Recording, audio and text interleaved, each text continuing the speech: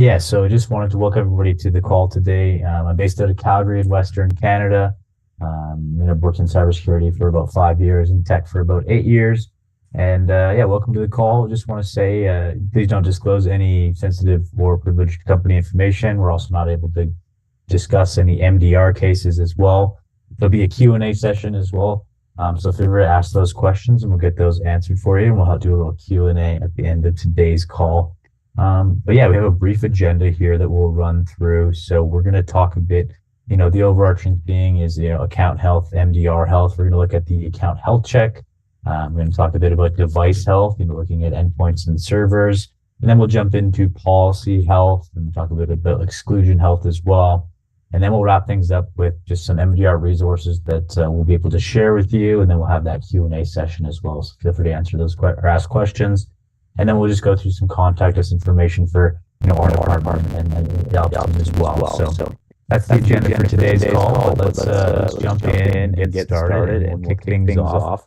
Just kind of with one of the overarching themes when it comes to MDR health is security posture and maximizing that posture through various ways, with security tools and implementation with those tools. So to give you a little background, in 2023, the Sophos team identified that the number one cybersecurity concern for organizations was security tool misconfiguration of endpoints for firewall solutions. So this concern that we're seeing illustrates challenges IT teams face in ensuring that their security controls remain correctly configured, deployed at all times, ready to defend against malicious actors who try to exploit any gaps in an organization's defenses. Coming in at number two, the top cybersecurity concerns was zero-day threats and attacks. Zero-day threats are basically they take advantage of a previously unknown security vulnerability or software flaw. Number three on that list is lack of shortage of in-house cybersecurity skills, expertise to deal with ever-evolving cyber threats around the globe. So, lack of staffing, lack of knowledgeable people within the company that knows what's going on. So there's a direct relationship between the skills shortage and security tool misconfiguration. So without time, knowledge, and expertise to configure these controls and tools properly, gaps are created in the organization's security defenses. So these gaps can be exploited and can lead to security breaches for organizations, which can lead to, malware attacks, ransomware attacks, and be quite costly for companies. But in terms of the top causes of breaches, number one, unmanaged devices. 80% of all ransomware breaches start from an unmanaged device. So that's something to keep in mind. Number two is underprotected devices. 74% of breaches involve a human element. It's misconfigured in some way. The policies have been tampered or changed by an administrator. Things aren't set up properly. So that's the second one. And then number three goes back to that staffing or lack thereof of cybersecurity skills with an under-resourced team. So 90% of ransomware attacks start outside normal business hours. Most companies don't have the ability or the resources to protect themselves from malicious actors 24/7. It's just not feasible. That's why a solution like MDR can come into play and help be a part of your cybersecurity team. All right, moving on to the account health check. So when it comes to looking at the overall health of your Sophos Center from an MDR and a security perspective, we all want to refer to the account health check as our baseline. So that's going to be located in the tool. I'm going to switch over to demo environment shortly to kind of go through this, but the account health check is really where we recommend looking at first when you come into Sophos Central to get an up-to-date, real-time snapshot of where your account health is at. If you can't do it on a day-to-day basis, at least be checking it weekly. We recommend checking as often as you can. The account health check combines health check scores from 6 different categories now. We've looked that up from 4. So the protection installed, that's going to relate to your endpoints and your servers. Tamper protection, whether it's on and off across those endpoints and servers and devices. Also policy settings, whether or not they're set to Sophos recommended settings. Same goes for exclusions as well. On global endpoint or server. And two new ones that we've added is the MDR authorized contact and data telemetry as well. So that kind of gives you that full score that you're seeing here in the screenshot. The goal is to achieve 100 across the board, as that would indicate full protection and full alignment to Sophos recommended settings. You just want to ensure that your organization is fully protected and you're getting the most value out of your Sophos tools here. So the Sophos Account Health Check allows you to do a couple different things. One, it allows you to eliminate any possible misconfigurations in your deployment and identify security gaps. You can assess and address them and move forward. I typically recommend, checking this account health check after, you set up and configured an endpoint or a server as like the last check to see that it's been fully protected and installed, because it's going to show up within the overall health score here. Number two, it's going to ensure that you're able to maximize your security posture to ensure it's configured properly. Different areas, there are quite a few different areas of Sophos Central, so it's helpful to understand where things are overall from a health perspective, but also just from an up-to-date snapshot. And then number three is deployment status. So when you're deploying the Sophos agent across endpoints, firewalls, network, email, the health check will allow you to know your overall deployment status as well. So we're gonna go into that a little bit more, but now we're gonna zoom in a little bit on device-specific health for various areas of protection. So we're gonna take a look at device health. There are a few items to take into account when looking at device health. So some of the things we want to look for is number one would be, we want you to review protection status of the workstations, endpoints, servers. We want you to make sure you're 100% protection, the organization is protected. So whether you're pushing out, the XDR sensor, MDR, this is vital to getting the most of the MDR service as a whole. The nice part of a device health is that it will show up in that account health check that we looked at before, and let you know if a device is missing license protection or possibly not checked in a while. So it's actually going to show that kind of hyperlink here that we see, take you right to that information. Also, when looking through the device inventory in Sophos Central, you may have seen the devices and they'll have a green or red status light beside them. This will help us confirm the status of that specific device and provide a visual of that actual health status and let us know what's going on. Take a look at it. So, it's going to let you know that something isn't working properly or if there's something to review. And then lastly, we just want to ensure that all devices have tamper protection enabled. Tamper protection means that a local admin cannot make certain changes to a device without the required password or login credentials. So we have a sandbox environment we're going to take a look into further to see how you can enable and confirm your tamper protection status and how to enable and disable that feature in the future. So that's where we're going to look at now. I'm going to switch over to the demo environment that we have currently set up here. So 1 second as I make the switch. All right. Perfect. Make this a little bit bigger for us here today. Awesome. So the account health check is going to be located up here in the dashboards. If I swing down here to this account health check in our demo environment, we're able to see, all the different protection scores here. You have your overall health score here at the top, and then the individual health scores here with different bars and varying degrees of, scores that are going to show up here as well. The goal is to make it 100 across the board, but it is up to you how you want to set up your environment to your specific business needs. It can really be used as a playbook for your organization, for your devices. And just keep in mind, we only have visibility into devices with Sophos agents deployed on them and cannot see statuses devices without any of those Sophos products installed on them. Down below, you're able to see, as we kind of open these up here, you're able to see, your endpoint protection, your server here. If an endpoint or a server didn't have license protection, it would show one device here, 2 devices, and it would be hyperlinked. So you could take yourself right to that information and push out the software should you need to. As we go down to tamper protection, here's a good example. There's one device in our demo environment that doesn't have the endpoint tamper protection turned on. As you can see, that affects that score here as well. That goes for the same down below as we look through policies and exclusions as well. And then down below, making sure that we have MDR authorized contacts added. That might seem simple, but it's really important just to ensure that we have someone we can contact to for any MDR cases that arise. So make sure that in your environments you have an MDR authorized contact. At least we recommend 3, but at least 2 at the very minimum would be ideal as well. And then we have the data telemetry just showing us that all the data is flowing properly into Sophos here as well. There are 2 areas that we'll look at for endpoint and servers. There's a joint listing here under devices. So we have the computers and servers listing that's going to give us all of them in a combined listing here. We're able to see different statuses. You're able to see the names of them, and then also operating systems, that type of thing. So you're able to see both of these in here as well. You can export this inventory list to a CSV should you want to compare to a third-party listing, and you can also filter through from here as well.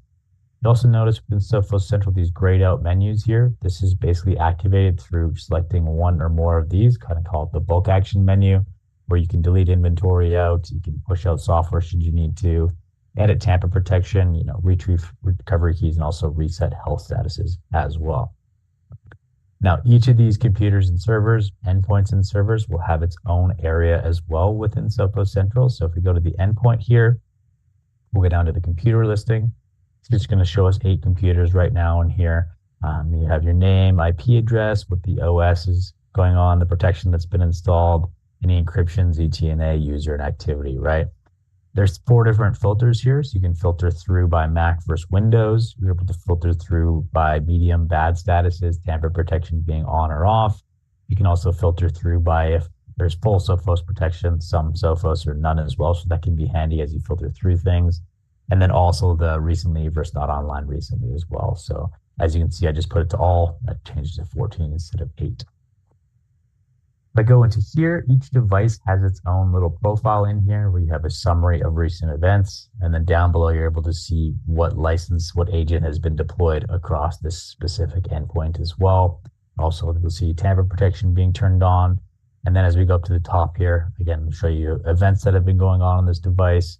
Also, the status is important too. So this one's showing us that running malware and quarantine or cleanup failure. So that's why we have that red status here. It's going to show us the security health. So this is where you can kind of drill down and find out really what's going on. If you have a bad or medium status for a specific device, going to give you a snapshot of that. And then policies for this specific device as well, which John will talk about shortly here. So those are going to be the different filters within each area of the tool. I'll also point out within here, you also have, if I go back to computers, also have any unmanaged computers that are going to show up in here as well. So you're able to see if you set up a synchronization with Active Directory, you can see the devices that were synced from AD that do not have the Sophos protection installed across them as well. Similar to that joint computers and servers page, you can export the endpoint area as well and export the inventory out should you need to compare that to a third party as well.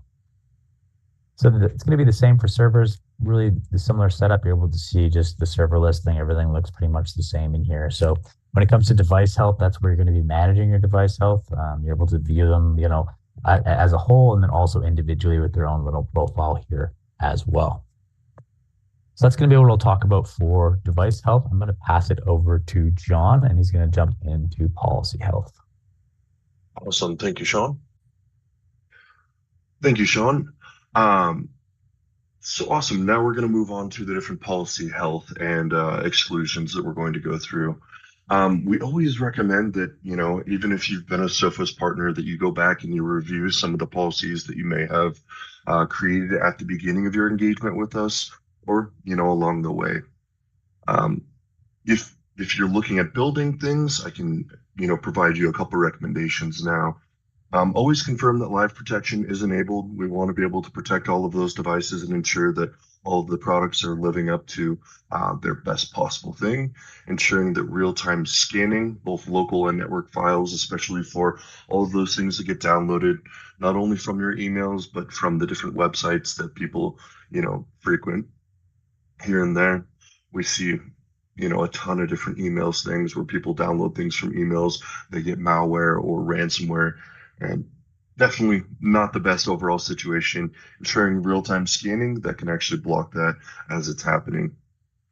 Also confirm that real-time scanning internet is enabled. So that allows us to look at those things that are being downloaded from different websites and ensure that they're not malicious or suspicious in any way. We do have a whole bunch of runtime protection features, and I'll show you where to find all of those and how to enable all of those in just a moment when I hop into our test environment. Also enable regular scans. I know a lot of people go into, turn those off because in the past they have, caused some slowing or degradation. That's not really the case anymore. We've worked with a lot of our different scanning tools and built them to be in a way that it doesn't really, most people never even understand that the agent is sitting on those devices. Although, technology has gotten a lot better and we have a lot more processing power with things that are going on now than back in the case with like spinning drives. but we always suggest that you run regular scans, and you can set those for whenever you'd like. A lot of people like to do those on like Tuesday mornings when generally activity isn't very high, but we're still able to, ensure that things are being scanned and cleaned up as necessary.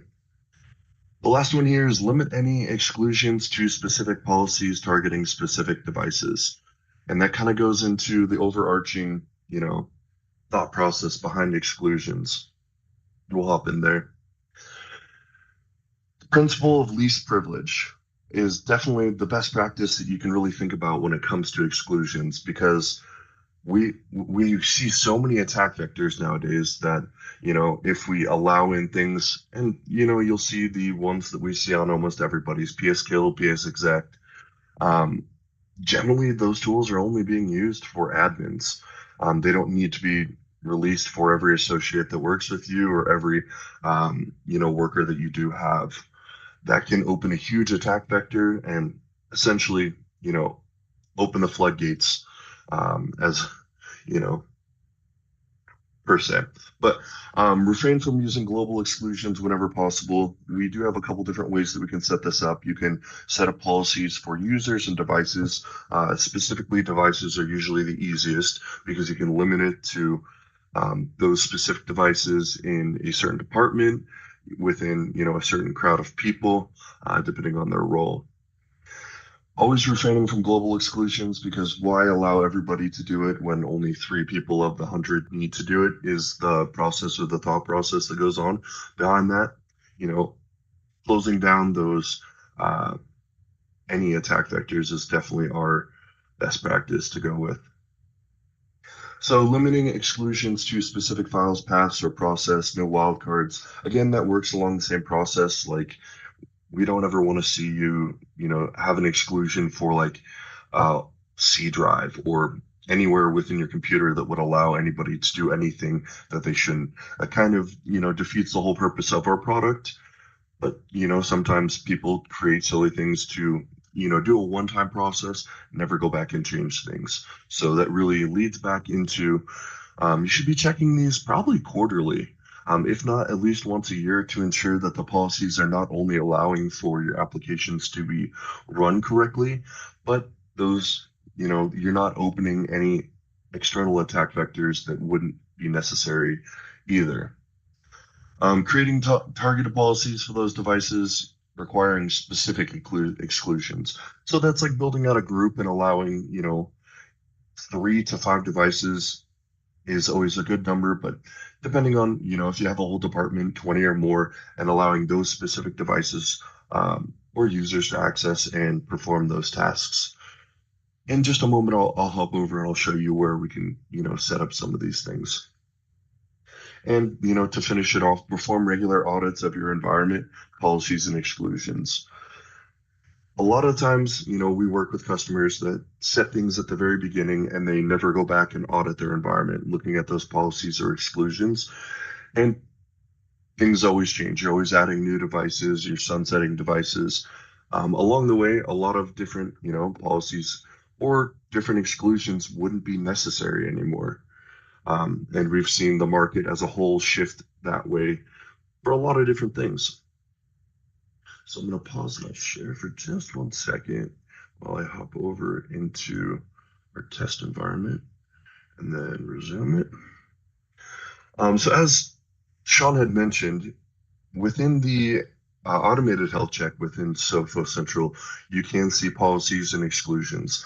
So specifically for those endpoint policies, it looks like in our test environment, that's 100%. But it would look very similar to the server threat protection policies right here at 66%, showing that we do have a couple different settings that we actually have, recommendations for. The cool part about recommendations from Sophos is nothing is ever required, and unless you're talking about our initial account health check. And we do actually have 2 account health checks. I just want to touch upon the other one really quickly. At the beginning of each engagement, we do send out an Excel spreadsheet that shows any recommendations and requirements that we do have from our side to set you off with the best practices that we can give you and policies from the beginning. If you guys ever want that one rerun, please feel free to reach out to us. We would be more than happy to do so, or the SOC team specifically. It can take about an hour to an hour and a half before we'll get that back to you. But as of right now, that still does have quite a few different settings that are enabled within Sofa Central that aren't touched upon in this one yet. But we, as Sean mentioned, we keep adding different layers to this health check in hopes to, alleviate the manual process that is that Excel spreadsheet.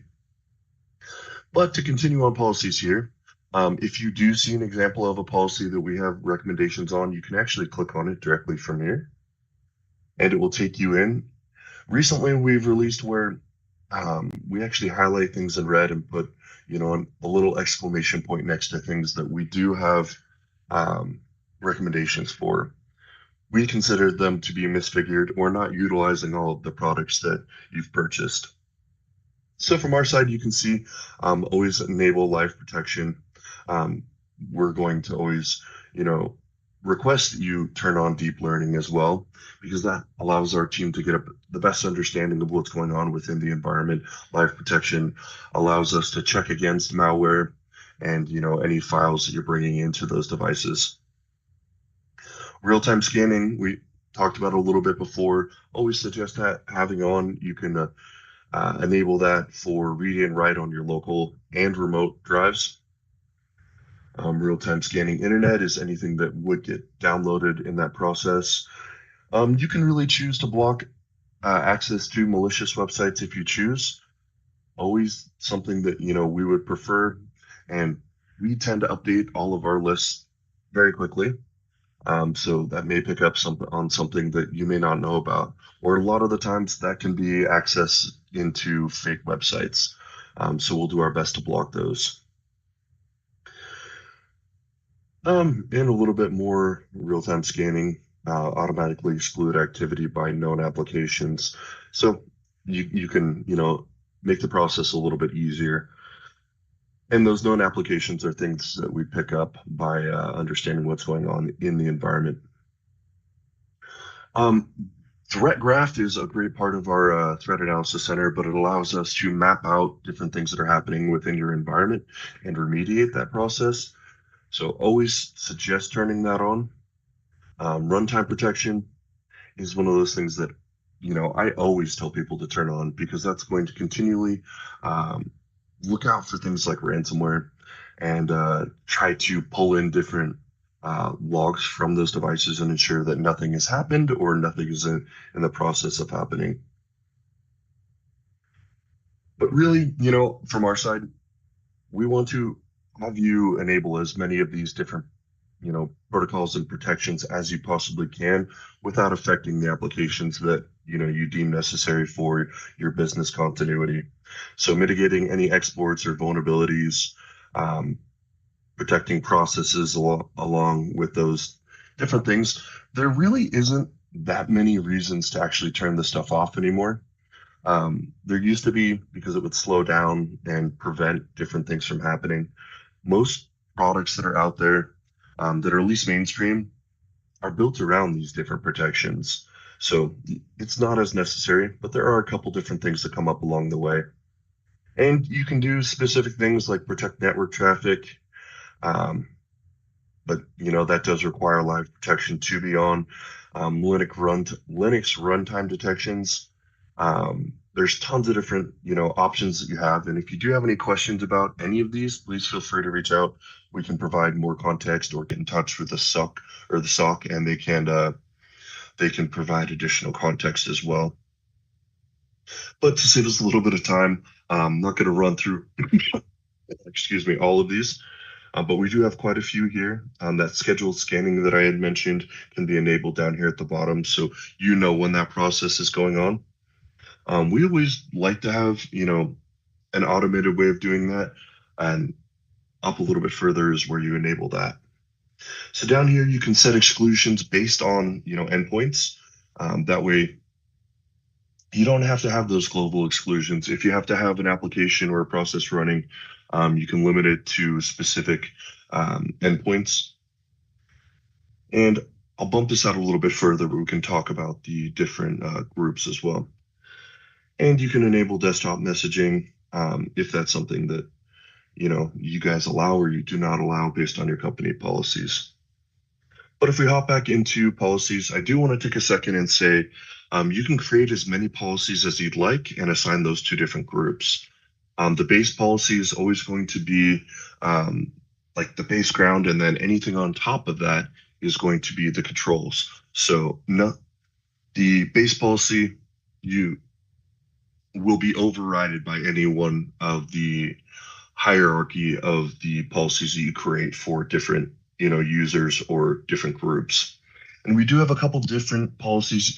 You can set one for threat protection, peripheral control, application control, web control, lockdown, data loss prevention, update management, Windows firewall, file integrity.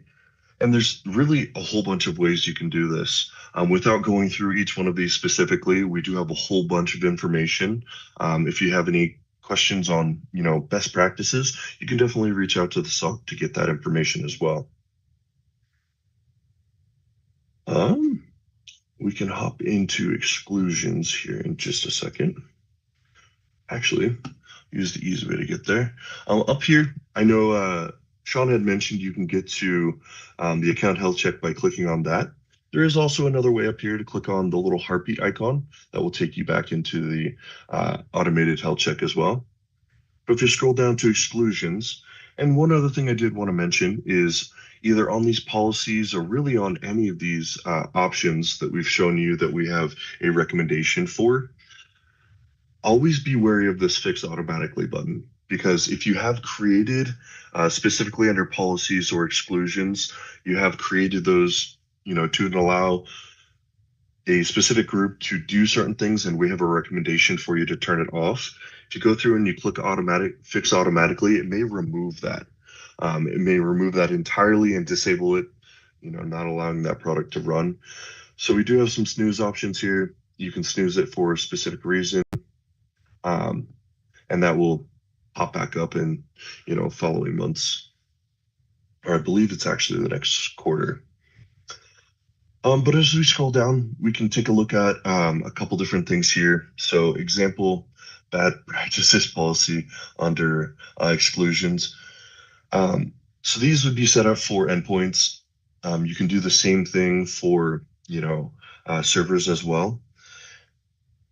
And, global exclusions. But again, on the global exclusion side, I don't suggest adding anything there unless everybody in the company or everybody in your environment needs that specific exclusion, in which, it may be a better opportunity to reach out to the SOC and see if there's something we can work with you on. But let's take a look at these different exclusions. And this is under computer policies or endpoint policies, I guess. Here's where you can add in those exclusions if you need to.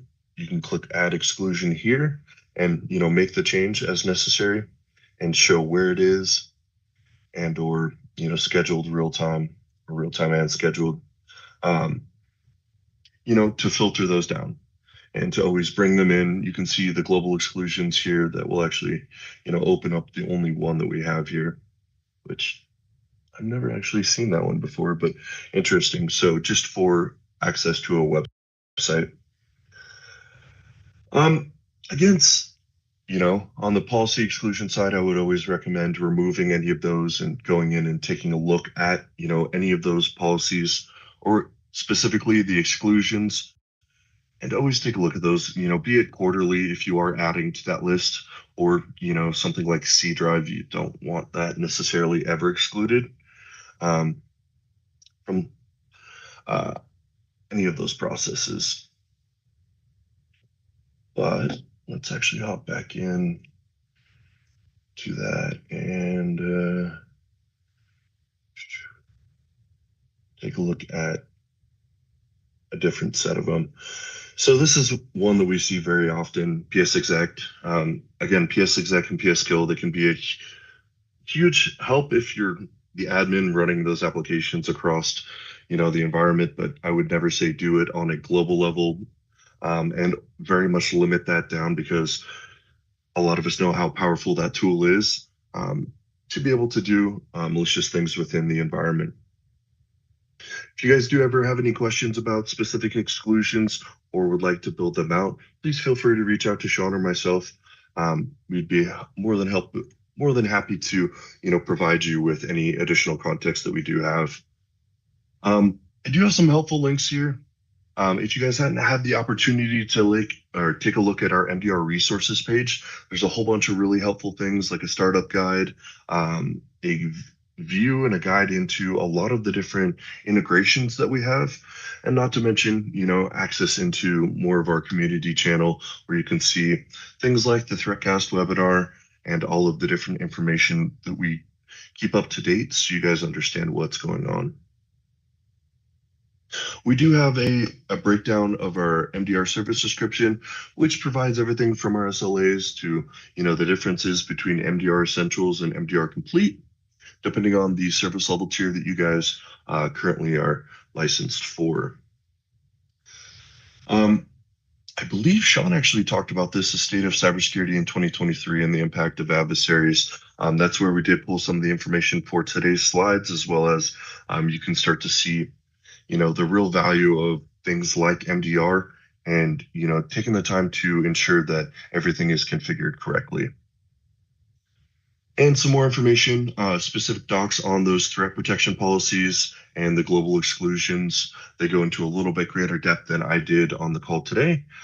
So if you'd like those links, please feel free to let us know and we can share those with you. At this point, we'll go ahead and hand it over to the Q&A. Please feel free to, put any questions you do have in the Q&A section. If we don't answer them live, we'll definitely get to them over text. And if we can't do that, I promise you, one of us will reach out to you in a follow-up email. Awesome. Give it a second for any questions to come in. We do also have a barcode here on the right-hand side, which is a survey giving us, any feedback for these fundamental calls to bring you up to speed on things that are going on and to help, configure your environment. But also as a reminder, we do these every other month, and we're more than happy to bring you back up to speed if, you haven't had a welcome call or a checkpoint in a while. More than happy to answer any questions, or you can reach out to us directly at mdr-csm@sophos.com. How are the questions looking?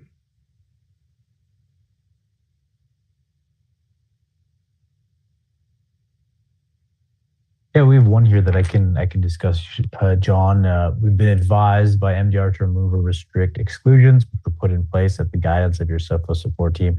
How do we reconcile this conflict? So when it comes to those MDR health recommendations, they have the luxury of coming from the perspective of maximum security. That means we do not have to consider your daily operations, daily business needs, and we can make recommendations which uphold that sort of maximum.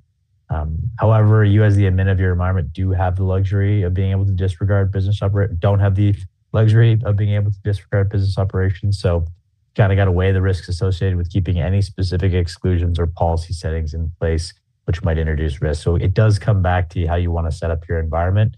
Other things to keep in mind would be like the breach protection warranty, that type of stuff. So kind of an interesting way to look at that question is you set up your environment how you need to, but how you might set it up could lead to risk. So just something to keep in mind as you work through that. Definitely, that is a good one. I have another one here.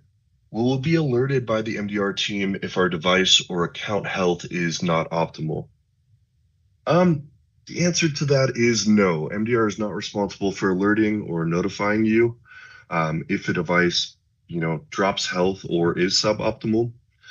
It's the responsibility of the customers to ensure that those devices maintain good health across your environment. Obviously, if there's any kind of attack or anything, we will bring that to your attention. But if the device is turned off or not turned back on, or, loses internet connection due to a non-malicious activity or something like that, we would be overwhelmed with, the different detections that we would have to create and send out even on the automated side, because all of those activities and changes are happening every day across every environment. Perfect. I got another one here, John. Why did our account health check score change? So there could be multiple reasons why that account health score changed. There may have been an alteration to the baseline account health check model, which could have altered the score. However, this likely would apply to all customers. Additionally, there could be new devices or policies which were introduced to the environment, and those could have effect on the account health check rating. Perhaps somebody came in and turned on tamper protection, turned it off, that type of thing, created different policies. Perhaps someone removed your authorized contacts. These are just things that can kind of change the account health check score, and you'll be able to kind of filter through that actual health check. It should be able to tell you what's going on, what's been affected. You're able to kind of look at that and then go into the environment, make those changes to bring that health check score up to speed. So, do have another one. In our MDR dashboard, it shows that we have a red or yellow rating, but the account health check has us rated at 100% in the green. What's the difference between the two? In the MDR dashboard, it shows that we have a red, but the account health check. Okay, so I think that may be referencing the two different account health checks. So the MDR dashboard rating is a result of a manual health check exercise. Again, that Excel spreadsheet that is manually run against your environment, usually at the beginning of each engagement, but we're more than happy to, rerun that one if necessary. And it does have quite a few different things that it looks for that haven't been added to the automated account health summary that's built into Sophos Central. We're always trying to bring, any recommendations that we have for you. I would still say, both of them combined are going to be the best effort at this point, especially if you haven't done it in quite some time. I would always bring that up with your team and, quarterly have somebody review it. If nothing else, the automated one that's built into Sophos Central, because it's, very easy to access. And if there are changes that need to be made or, reviewed, you can click through those links and easily pull that up. But, maybe once a year or even, biannually, reach out to us and have us rerun the longer Excel spreadsheet just to ensure that nothing has changed along the way. We're more than happy to do that. Thanks, John. We've got one more here, and please feel free to keep asking in the chat, and we'll hopefully we can answer those or follow up with you afterwards. But if our account health check score is less than 100% green, does that invalidate our breach protection warranty? So not necessarily, no. While the terms of the warranty state that you need a 100% green score to qualify for that breach protection warranty, all claims are reviewed on a case-by-case basis. Understanding that there could be scenarios where you may have to exclude certain paths or disable certain security features due to business interruptions. Any claims submitted are basically evaluated against the environment with any circumstances at play as well. So it doesn't necessarily turn it off if it's not 100% green or take it away, but it is evaluated on a case-by-case basis there. So, just want to run through what we do on these, or normally on these fundamental calls, as well as our success factors workshop and most of the other calls that we have with customers. Is we want to talk about who can help you in what certain scenario. Starting out with the operations team, we've been referring to them as the SOC or the Security Operations Center, but they're more than happy to help you with anything security related. So obviously those health check recommendations, if you do ever have any questions, they're going to be your first stop, as well as, any investigations, any threat hunt requests, anything like that along the way. They're going to be able to answer your questions. They're going to be able to, further the investigation and or provide additional context. Kind of a combined effort on the MDR reports. If you do have any questions or need any more information about what you may be seeing, please feel free to reach out to our team or the MDR operations team. Either one would be more than happy to provide you with some additional context as to what you may be seeing. Service related questions, I would say, please, feel free to reach out to us. If we can't answer the question, we can definitely get it over to the appropriate department or team to get the question answered for you. Along the lines of me and Sean's team, the customer success team, we're more than happy to help with any dashboard assistance. If you don't know where to find anything, if you do have any feature requests or feedback, we do also run a office hours where we pick up topics from all of our different customers and bring in subject matter experts. So we're always looking for new things if you would like us to breach and talk about going forward. We do have some very interesting topics coming up for the next month.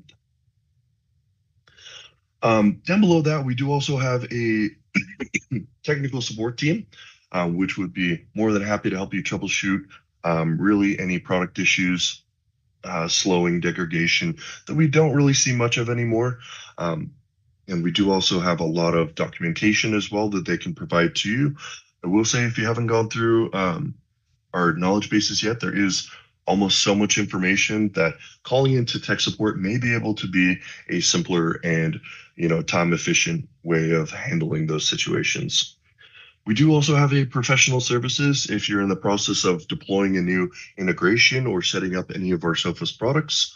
I will say there is a added cost that comes with that, but it's more of like an engineering one-on-one white glove treatment to ensure that everything is set up and configured correctly. And onto our contact information. Most of all of you have probably already seen this. Just want to run through it with you real quick to ensure that you have all the communications that would be necessary to make our team valuable to you. Starting out with MDR-opt@sophos.com, that's going to be the operations team. Again, if you have any concerns over a device or are responding directly back to a case, please feel free to use that. They're more than happy to help you provide additional context, and they are available 24/7, true 24/7. So please feel free to give us a call at 4 o'clock in the morning or shoot us an email. Expect the same response times as any other time in the day. That email or the phone number for US and Canada is 888-201-7672. All I say is feel free to give us a call. Don't be a stranger, especially if you have any concerns about a device and would like a threat hunt run. We just ask that you provide as much context as you possibly can, so we have something to go off of. Our team is always available at mdr-csm@sophos.com. Please feel free to reach out to us if you don't know where to point a question, or it may not fit into any of those, barriers that we were looking at earlier. We're more than happy to assist you along the way, or attack or approach any of the other departments at Sophos so you can get the best information back. Down below that, we have an allow list set of emails just to ensure that you receive all the communication from our team. The only one that really tends to throw people off is the no reply at turn0.net, simply just the CRM tool that we use to shoot out invitations to webinars very similar to this, as well as our threatcast and things like our quarterly maintenance reminders to ensure everybody does take a look at those health checks and that our contacts are up to date. And that's it for this session. If you guys have any other questions, please feel free to reach out to us at that MDR-CSM. Thank you for your time.